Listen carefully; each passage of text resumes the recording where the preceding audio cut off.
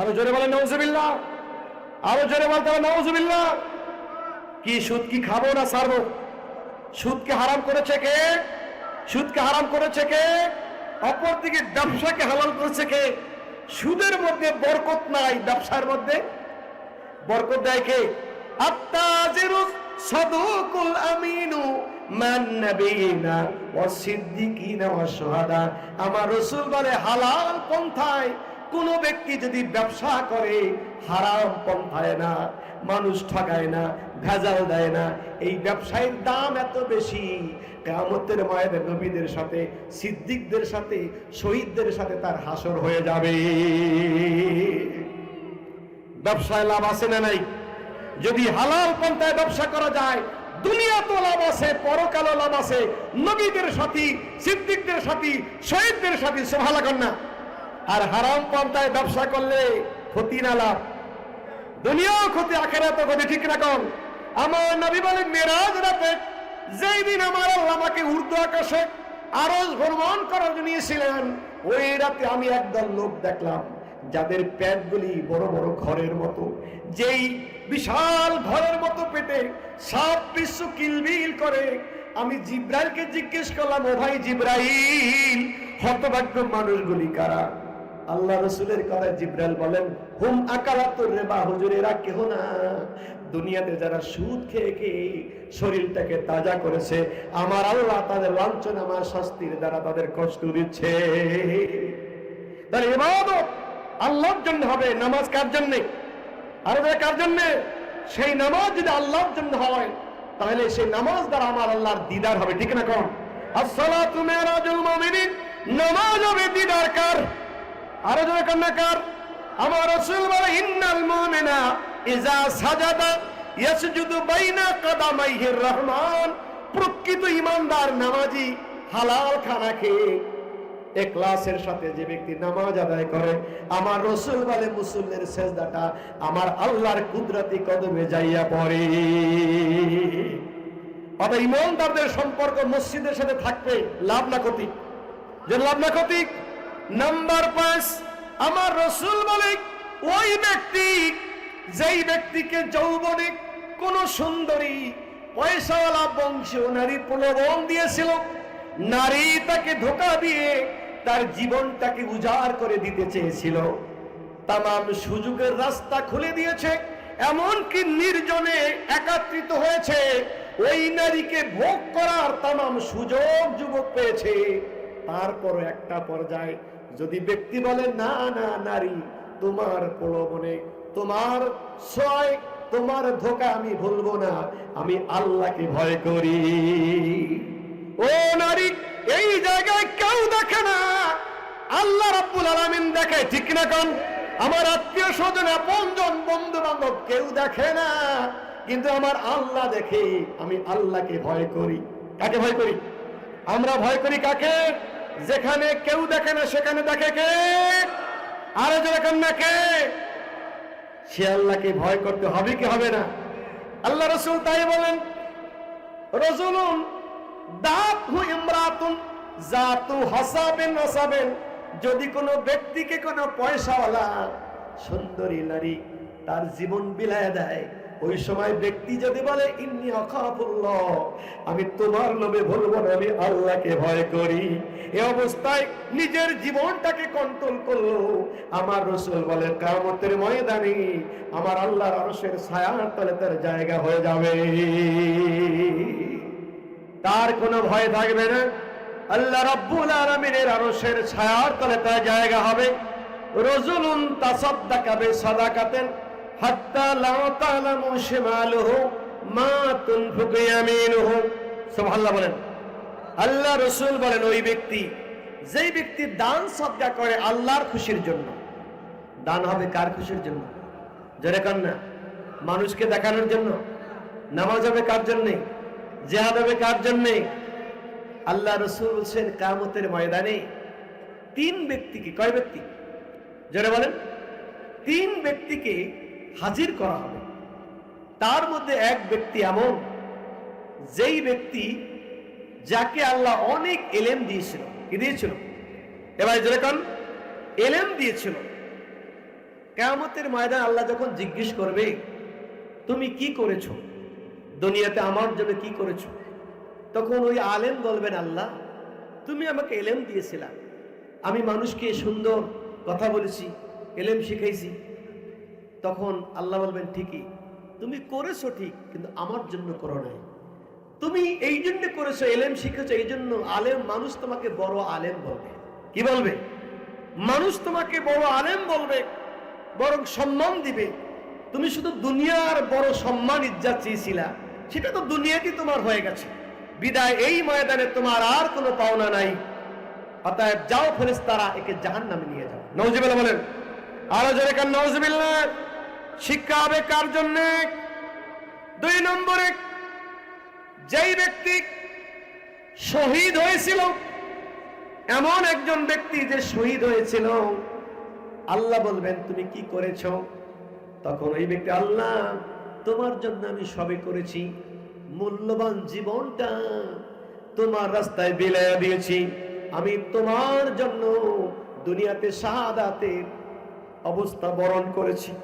আল্লাহ বলবেন ঠিকই তুমি জীবন বিলাই দিয়েছিলে শহীদ হওয়ার জন্য, কিন্তু এটা তোমার আমার খুশির জন্য ছিল না, বরং তোমার নিয়াত ছিল এই জগতের মধ্যে তোমার বীরত্ব সুনাম সুখ্যাতি পৌঁছে যাবে, মানুষ তোমাকে বরণ করবে, মানুষ তোমাকে বড় সাহসী বলবে, মানুষ তোমাকে বীর বাহাদুর বলবে।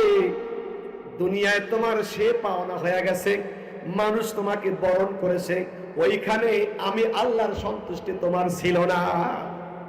তোমার সন্তুষ্টি, কারণ আপনি জানেন বদর উহুদে এমন ঘটনা আছে, যুদ্ধ করতেছে, তখন সাহাবায়ে কেরাম বলছে খুব বিরক্তে, রাসূল বলছে দেখবা এই লোকটা জাহান্নামী। এই লোকটা কি? এই লোকটা কি? দেখা গেছে যুদ্ধ করতে করতে এক পর্যায়ে সে আঘাতপ্রাপ্ত হয়েছে, তখন তরবারিকে ধার করে খাড়া করে দিয়া নিজে নিজে বুকের ভিতরে সহ্য করতে পারে না এই যন্ত্রণা, তখন নিজে নিজে আত্মহত্যা করেছে। কি করেছে? যেরকম কি করেছে? তখন সাহাবায়ে কেরাম দেখে হায় হায়, আমরা তো চিন্তা করি এই লোক এত বড় যুদ্ধ করে, এত বড় পাহলান, রাসূল বলছে সে জাহান্নামী, আমরা বুঝি নাই। যখন তাকে দেখলাম একটু আঘাত পেয়ে যন্ত্রণায় ছটফট করতে সহ্য করতে না পারে নিজের তরবারি দ্বারা নিজে আত্মহত্যা করলো, তখন আমরা ঠিকই দেখলাম রাসূলের কথাই সত্য, আমাদের ধারণা সত্য নয়। সুবহানাল্লাহ না? যেরকম সুবহানাল্লাহ, রাসূলের ধারণা সত্য না মিথ্যা? তাহলে বোঝা গেল যুদ্ধ হবে কার জন্য, শহীদ হবে কার জন্য? আল্লাহ বলবেন হ্যাঁ তুমি দুনিয়াতে জীবন বিলি করেছিলা, কিন্তু সেটা আমার জন্য না। দুনিয়াতে মানুষ তোমাকে বীর বাহাদুর বলবে, মানুষ তোমার শ্রদ্ধা জানাবে, তোমার কথা স্মরণ রাখবে। দুনিয়ায় তোমার শ্রদ্ধা পাওয়া হয়ে গেছে, আমি আল্লাহর জন্য কিছু নেই, আমার জন্য করো নাই। যাও যাও ফেরেশতারা, একে জাহান্নামে টেনে নিয়ে যাও। নাউজুবিল্লাহ বলেন। অর্থাৎ জীবন বিলি হবে কার জন্য? 3 নম্বরে তৃতীয় ব্যক্তি হাজির হবে, আল্লাহ বলবেন তুমি আমার জন্য কি করেছো? ওই ব্যক্তি বড় দানশীল, বলবেন পরওয়ারদিগার তুমি আমাকে সম্পদশালী করেছিলে, তোমার দেওয়া সম্পদগুলি আমি অকাতরে বিলিয়ে দিয়েছি, মানুষকে ব্যাপকভাবে আমি দান সদকা করেছি। আমার আল্লাহ বলবে ঠিকই তুমি করেছো, কিন্তু এটা আমার জন্য করো নাই। তুমি যে দান করেছিলে, মানুষ তোমাকে বড় দানবীর বলবে। কি বলবে? মানুষ তোমাকে বড় দাতা বলবে, মানুষ তোমার দানে খুশি হবে, তোমাকে শ্রদ্ধা জানাবে, তোমার জন্য স্মরণ বরণ চলবে, কিন্তু আমি আল্লাহর খুশির জন্য করো নাই। যদি আমি আল্লাহর খুশির জন্য করতাম, দুনিয়া তো মানুষের সম্মান পাইতা, আর আখেরাত তোমার জন্য জমা হয়ে যেত। কিন্তু তুমি যেই মানুষের জন্য মানুষের পক্ষ থেকে সাদর সম্ভাষণ, মানুষ তোমাকে দানবীর বলবে, দানশীল বলবে, সেইটার জন্য করেছো, তোমার নিয়াত দুনিয়াতে পূর্ণ হয়েছে, দুনিয়াতে তোমার পাওনা শেষ হয়ে গেছে, আখেরাতে তোমার পাত্রে কিছু নাই। যাও যাও ফেরেশতারা, একে এখনই জাহান্নামে নিয়ে যাও। নাউজুবিল্লাহ বলেন। দান হবে কার জন্য? নামাজ হবে কার জন্য? ইন্না সালাতি ওয়া নুসুকি ওয়া মাহইয়ায়া ওয়া মামাতি লিল্লাহি রাব্বিল আলামিন। আল্লাহ বলেন, বলো বান্দা, আমার নামাজ, আমার রোজা, আমার কুরবানি, আমার জীবন, আমার মরণ, এক কথায় আমার জীবনের সবকিছু কার জন্যে? আবার নামাজ কার জন্যে? দান কার জন্যে? আল্লাহ রাসূল বলেন, ষষ্ঠ ব্যক্তি তারাই যারা দান করবে আল্লাহর খুশির জন্য, মানুষকে দেখানোর জন্য না, এমনকি রিয়া থেকে নিজেকে বাঁচানোর জন্য। কি থেকে? রিয়া থেকে নিজেকে বাঁচানোর জন্য এমন ভাবে গোপন চেষ্টা করবে যাতে অন্য না দেখে, যাতে এর মধ্যে রিয়া না হয়। সুবহানাল্লাহ না।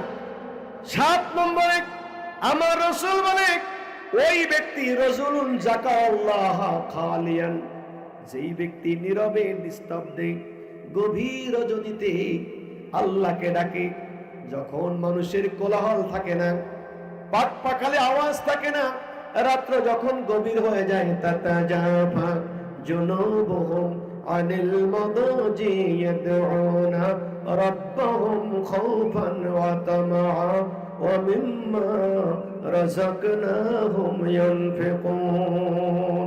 আল্লাহর খুশির জন্য মানুষগুলি যে দান করে, আবার যখন গভীর রজনী হয়, মানুষের কোলাহল যখন বন্ধ হয়ে যায়, আল্লাহর ভয় যে মানুষটা কাঁদে, আল্লাহ পাকের আযাব গজবের ভয় কাঁদে, তখন তার অজান্তি চোখ থেকে দরদর করে পানি পড়ে। আমার রাসূল বলে, ওই মানুষটা তো দামি হয়ে যাবে, কিয়ামতের ময়দানে আল্লাহর আরশের ছায়ার তলে তার জায়গা হয়ে যাবে।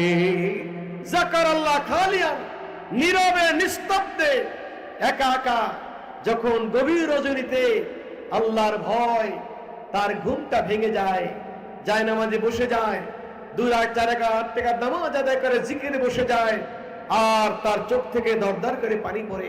হাদিস শরীফে আছে, আল্লাহর ভয় যে চোখ কাঁদে, আইনুন বাকাত মিন খাশিয়াতিল্লাহ, ওই চোখ কোনোদিন জাহান্নামে যাবে? চোখ যদি জাহান্নামে না যায়, চোখ ওলা কি জাহান্নামে যাবে? চোখ কি ব্যক্তির বাইরে? এই জন্য আল্লাহ রাসূল বলে, জিকির হবে কার জন্য?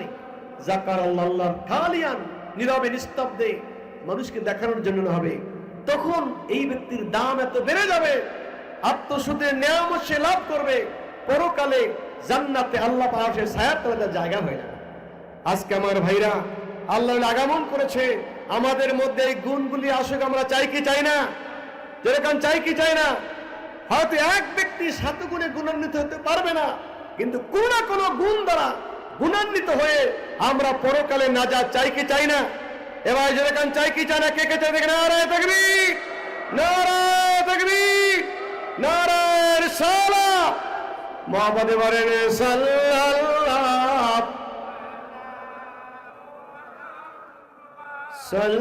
সাল্লাল্লাহু সাল্লাল্লাহু আলা মুহাম্মাদ।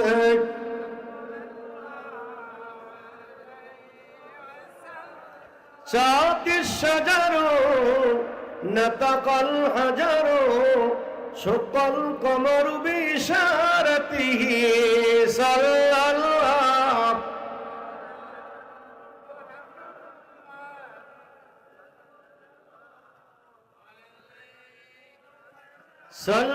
সাল্লাল্লাহু আলা মুহাম্মাদ।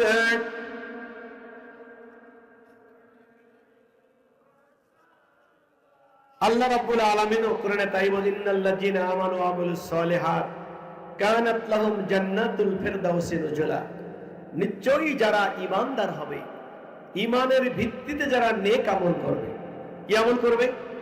ইন্নাল্লাযীনা আমানু, ঈমানদার যারা হবে, ওয়া আমিলুস সালিহাত, ঈমানের ভিত্তিতে নেক আমল হবে।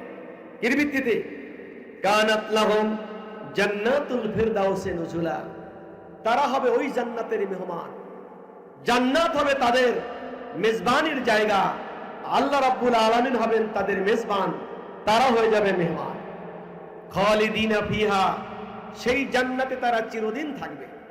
লা ইয়াবগুনা আনহা ওয়ালা, জান্নাত থেকে আর কোনোদিন বের হতে তাদের মন চাবে না। দুনিয়াতে যতই সুখের জায়গা হোক, কিছুদিন সেই জায়গায় থাকলে আর সেই জায়গা ভালো লাগে না। গ্রামে যদি মানুষ একটা ভালো, প্রথম চিন্তা করে বসবাসটা যদি ভালো হতো, গ্রামে একটা ভালো বাড়ি করে, সেখানে কিছুদিন থাকলে যখন টাকা পয়সার সলভেন্সি, মনে মনে চিন্তা করে গ্রামের ভালো লাগে না, যদি উপজেলা বা জেলা শহরে একটা বাড়ি হতো। সেখানেও যখন অবস্থার পরিপ্রেক্ষিতে আরো একটু সামনে আগায়, ওই জায়গা তার কাছে আর মজা লাগে না। মনে হয় ঢাকা শহরে, মেগা সিটিতে, রাজধানীর বুকে যদি একটা ভালো থাকার জায়গা হতো, দেখা যায় সেই জায়গার সুখ আর সুখ থাকে না। তখন মানুষ যায় সুইডেনে অবকাশ যাপনের জন্য। হ্যাঁ, যদি একটা ভালো বাড়ি হতো, সিঙ্গাপুরে বাড়ি হতো, না হয় যেন কত সুখ। কিন্তু দেখা যায় টাকা পয়সার আলো আবহাওয়া, চাঁদের দেশে এখন বাড়ি কেনার চিন্তা করা যায় কিনা, সেইখানে বুকিং দেওয়া যায় কিনা। এক সুখ দীর্ঘদিন আর ভালো লাগে। কিন্তু আমার আল্লাহ জান্নাতীদের জন্য এমন সুখের ঠিকানা নির্মাণ করেছে, খালিদিনা ফিহা লা ইয়াবগুনা আনহা ওয়ালা। ওই জায়গায় যদি একবার কেউ ঢুকে, আর কোনোদিন সেই জায়গা থেকে বের হতে যাবে না। একবার প্রবেশ করলে জীবন ওখান থেকে আর কেউ বের হতে যাবে না। এমনকি সর্বশেষ আল্লাহ রাব্বুল আলামিন জান্নাতীদের যে দিদার দিবেন, হাদিস শরীফে আছে, ইজা দাখালা আহলুল জান্নাতাল জান্নাতা ক্বালা লাহু তাবারাকা ওয়া তাআলা হাল আজিদু লাকুম মিন শাইইন। আল্লাহ রাব্বুল আলামিন জান্নাতীদের ডেকে বলবেন, ও জান্নাতীরা, এই জান্নাতে তোমাদের আরো কোনো প্রয়োজন চাহিদা আছে কিনা? দুনিয়ার একজন মেহমান যদি কারো বাড়িতে ওঠে, মেহমানদারির যতই সুন্দর ব্যবস্থাপনা থাকুক, তারপর মেজবানের জন্য সুন্নাত হচ্ছে মেহমানদের খোঁজ খবর নেওয়া।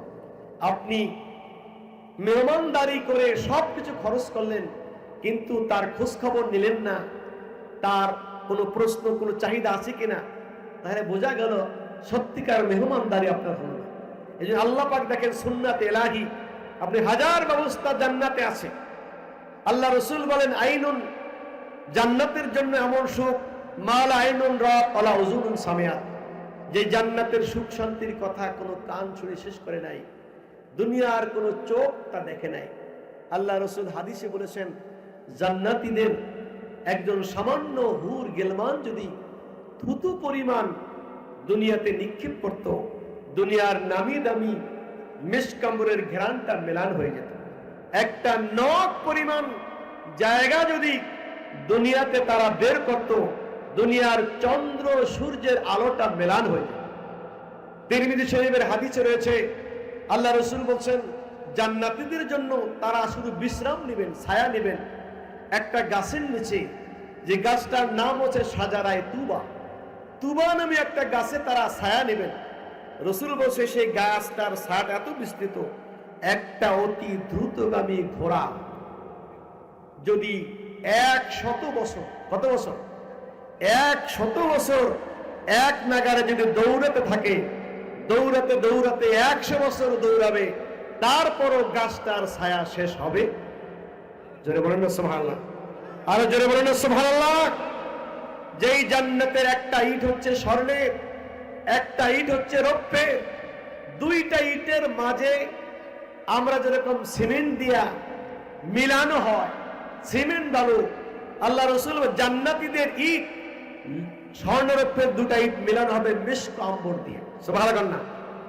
এত সুখের জান্নাত, রসুল বললেন, মান আইলুন রাত ওয়ালা উযুনুন সামিআত, দুনিয়ার কোন কান তার বর্ণনা শুনে নাই, দুনিয়ার কোন চোখ দেখে নাই, এমনকি দুনিয়ার একজন আদনা জান্নাতের মালিক যে হবে, রসুল বলেন তাকেও 10 দুনিয়া পরিমাণ দান করা হবে। সবচাইতে নরমাল জান্নাত যার হবে, আদনা জান্নাত, সেও 10 দুনিয়া পরিমাণ পাবে। সুবহানাল্লাহ জোরে কান, আরো জোরে বলেন না সুবহানাল্লাহ। সাধারণ আদনা যে হবে 10 দুনিয়া পরিমাণ। এত সুখের জান্নাত দেওয়ার পরও আল্লাহ বলবেন, হাল আজিদু লাকুম মিন শাইইন, ও জান্নাতীরা, এই জান্নাতে তোমাদের আরো কোনো চাহিদা, কোনো প্রয়োজন আছে? তখন জান্নাতীরা বলবে, পরওয়ারদিগার, এই জান্নাতে তুমি আমাদের কতই না সুখ দিয়েছো, হাল তুবাইয়িদু উজুহানা, তুমিও তোমাদের চেহারাকে উজ্জ্বল করেছো, ওয়াতুনাজ্জিনা মিনান নার, ওই অগ্নিকুণ্ড থেকে তুমি আমাদের হেফাজত করছো। আমরা দেখতেছি দুনিয়াতে যেই সমস্ত ভাইদের সাথে আমরা চলতাম থাকতাম, এমন অনেক ভাইরা জাহান্নামের আগুনে পুড়তে পুড়তে তাদের চেহারাগুলি চামড়াগুলি কালো হয়ে গেছে, তাদের চেহারাগুলি কয়লা হয়ে গেছে, চামড়াগুলি কালো হয়ে গেছে। তুমি তো আমাদের চেহারাকে উজ্জ্বল করেছো, আমাদেরকে জাহান্নামের আগুন থেকে তুমি আমাদেরকে উদ্ধার করেছো, এই জান্নাতে আমাদের আর কোনো প্রয়োজন নাই। তবে হাদিস শরীফে রয়েছে জান্নাতীরা অন্য কোনো চাহিদা তাদের থাকবে না, তবে দুনিয়াতে যেই সময়টুক আল্লাহ পাকের জিকিরের বাইরে কাটিয়েছে ওইটার জন্য আফসোস করবে, হায় হায় যদি এই সময়টুকু না যাইতাম, যদি আমাদেরকে দুনিয়াতে আরেকবার প্রেরণ করতাম, তাহলে আল্লাহ পাকের জিকির করতাম। অন্য হাদিসে আছে আল্লাহ শহীদরা বলবে যে আল্লাহ আমাদের কোনো তামান্না নাই, তবে দুনিয়াতে তুমি আরেকবার পাঠা, আবার শহীদ হই, আবার তুমি জিন্দা করো, আবার শহীদ হই, আবার তুমি জিন্দা করো, আবার শহীদ হই। এটা শহীদদের একটা ভিন্ন স্পেশাল তামান্না। স্বাভাবিকভাবে হাদিস শরীফে জান্নাতীদের আর কোনো তামান্না থাকবে না, যেহেতু রাসূল আল্লাহ বলেন মা তাশতাহি আনফুসুকুম ওয়ালাকুম ফিহা মা তাদাউন, ওই জান্নাতে তোমাদের মন মতো সব থাকবে, যা তোমরা চাও তা পাবে। তখন আমার আল্লাহ জান্নাতীদের যখন আর কোনো চাহিদা থাকবে না, প্রয়োজন থাকবে না, তখন আল্লাহ পাক তাদের জন্য সবচাইতে বড় নেয়ামত দান করবেন। আমার আল্লাহ তার 70,000 নূরের পর্দা থেকে একটা মাত্র পর্দা উত্তোলন করবেন। আর এই অবস্থায় জান্নাতীরা আল্লাহ রাব্বুল আলামিনের নূরের দর্শনে এক নাগারে কত লক্ষ লক্ষ বছর কেটে যাবে তারা টের পাবে না। এক নজরে কত লক্ষ বছর কেটে যাবে তাদের হিসাব থাকবে না। এই জন্যই কবি বলছেন যে আমি যদি তোমার দেখা পাই, তোমার দিদার পাই, জান্নাতের সুখ আর জাহান্নামের কষ্ট আমার কাছে বড় তুচ্ছ হয়ে যাবে। সুবহানাল্লাহ না, জান্নাত আর জাহান্নাম সে মাই क्या करो आरजू मेरा तो দেখা করো পরওয়ারদিগার, তোমার দিদার দিয়া, তোমার দিদার তোমার দেখা যদি আমি পাই, তুমি যদি আমাকে জাহান্নামে ফেলাইয়া খুশি থাকো আমার দুঃখ নাই, আর জান্নাতে দাও তাতে আমার দুঃখ নাই, আমি তোমার দিদার চাই। সুবহানাল্লাহ না, আমরা সে আল্লাহ পাকের দিদার চাই কি চাই না? সেই দিদার পাওয়ার জন্য কেমনে নেকামল করব, কি নেকামল করলে আমাদের দুনিয়া আখিরাতের কল্যাণ হবে, সেই প্রতিজ্ঞা আমাদেরকে নিতে হবে। আমি শুরুতেই বলছিলাম এই জমিনে হাজার আলোচনা চলবে, আমাদের মতো কত মানুষ ওয়াজ করবে, কিন্তু আসল কথা হবে না কিতাবু সে না কালিস কি দর সে পয়দা, মগার দিন পয়দা হতি হয় বুজুর্গ কি নজর সে। আলোচনা সার্টিফিকেট আর স্কুল কলেজের বড় বড় সনদ দ্বারা মানুষ দিনদার হয় না। প্রকৃতপক্ষে একটা মানুষ দিনদার হচ্ছে হক্কারীদের নেক নজরের বদৌলতে। আজকে দামালিয়ার মানুষ আমরা শুধু নসিহত শুনবো না, আল্লাহর দোয়া নেব, নেক নজর পাবো, খালেস দিলে তওবা করব, আজকে থেকে দিনের জন্য একটা নতুন জীবন গঠন করার প্রতিজ্ঞাবদ্ধ হব। কি আমরা রাজি? রাজি? কারা রাজি? নারায়ে তাকবীর, নারায়ে তাকবীর, নারায়ে রিসালাত। আল্লাহ পাক আমাদেরকে এই ফিতনার যুগে तमाम নূতন নূতন প্যাকেজ থেকে মুক্ত হয়ে যে ওলিদের মাধ্যমে আমরা দ্বীন পেয়েছি, আহলুস সুন্নাহ ওয়াল জামার আকীদার ভিত্তিতে, তরিকাতের ভিত্তিতে, মাযহাবের অনুসরণ করে